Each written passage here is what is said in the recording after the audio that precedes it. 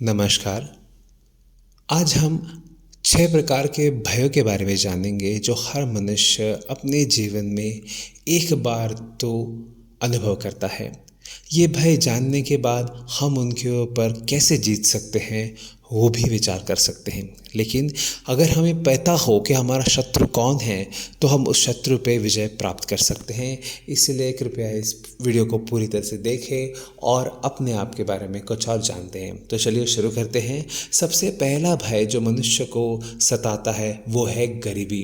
गरीबी, हम कोई नहीं चाहता कि हम गरीब हो, हम चाहते हैं कि हम सभी अमीर रहें, हमेशा हमारे पास सब कुछ हो। इसलिए गरीबी का भय हर व्यक्ति को सबसे बड़ा सताता है। हमारे वेद शास्त्र के हिसाब से सबसे ज़्यादा दुख का कारण गरीबी ही है।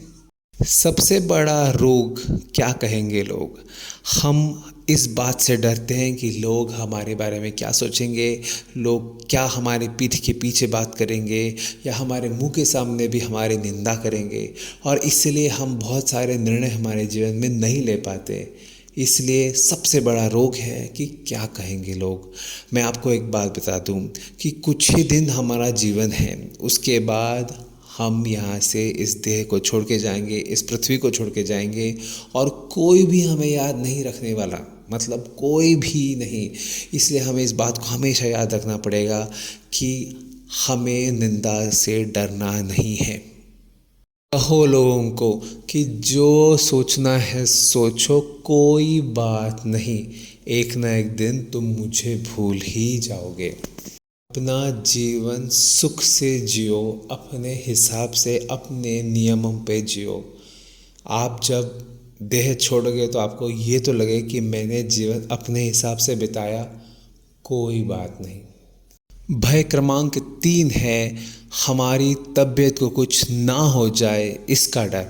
हम हमेशा सोचते रहते हैं मुझे कुछ हो जाएगा, तबीयत ख़राब हो जाएगी और फिर मेरा क्या होगा, मैं हॉस्पिटल में लग जाऊंगा, फिर मेरा क्या होगा। तो हमेशा हमारी तबीयत खराब होने का डर रहेगा तो हम अपने जीवन को सुख से नहीं देख पाएंगे। आपके हाथ में क्या है? अच्छा एक्सरसाइज करना, व्यायाम करना, अच्छा खाना, अच्छा सोना, ये आपके हाथ में है। लेकिन बाकी सब तो आपके हाथ में नहीं है।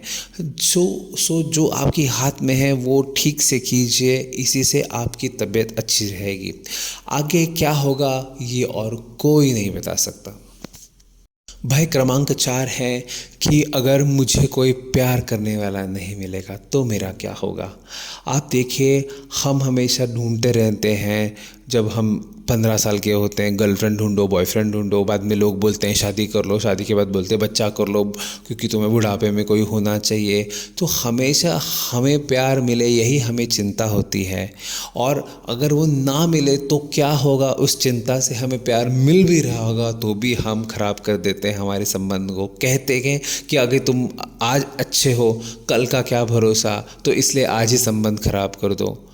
कल का कुछ भी भरोसा नहीं है, और इसीलिए सबसे ज़रूरी है, अगर हमें चिंता है कि हमें कल किसी और से प्यार मिलेगा या नहीं मिलेगा, आप अपने आप से प्यार कीजिए क्योंकि वो हमेशा आपके साथ रहने वाला है। भय क्रमांक 5 है बुढ़ापे का डर।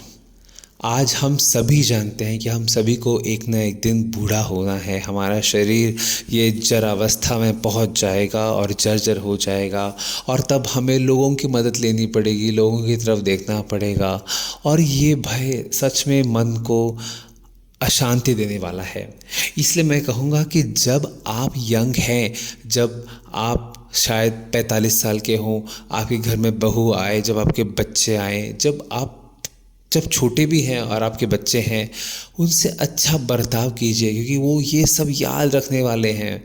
आप समझिए, आपके माता पिता से कैसे बर्ताव कर रहे हैं ये आपके पोते देख रहे हैं, ये क्षमा कीजिए, आपके बच्चे देख रहे हैं, और वो ऐसा ही आपके साथ आपके बुढ़ापे में बर्ताव करेंगे।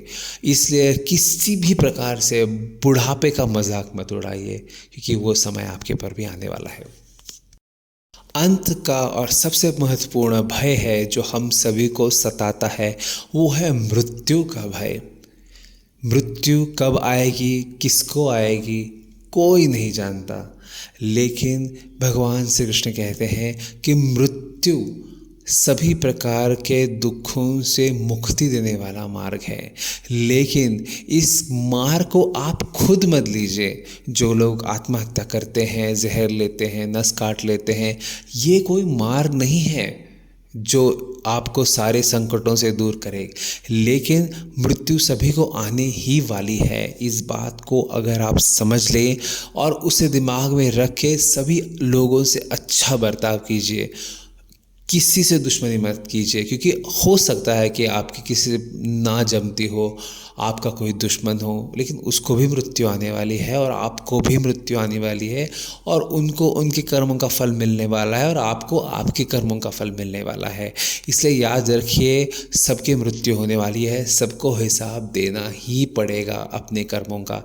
इसलिए किसी को सिखाने की ज़रूरत नहीं है कि भाई तुम ऐसे गलत हो, तुम मेरे दुश्मन हो। कोई बात नहीं, छोड़ दो, माफ़ करो और सारा समय भगवान के चरण में भगवान के चरण में जाइए, भगवान के नाम लेने में और अच्छे कर्म करने में बिता दीजिए, क्योंकि इसी से आपका जीवन इस देह में रह के भी सुखी होगा और देह को छोड़ने के बाद भी सुखी होगा।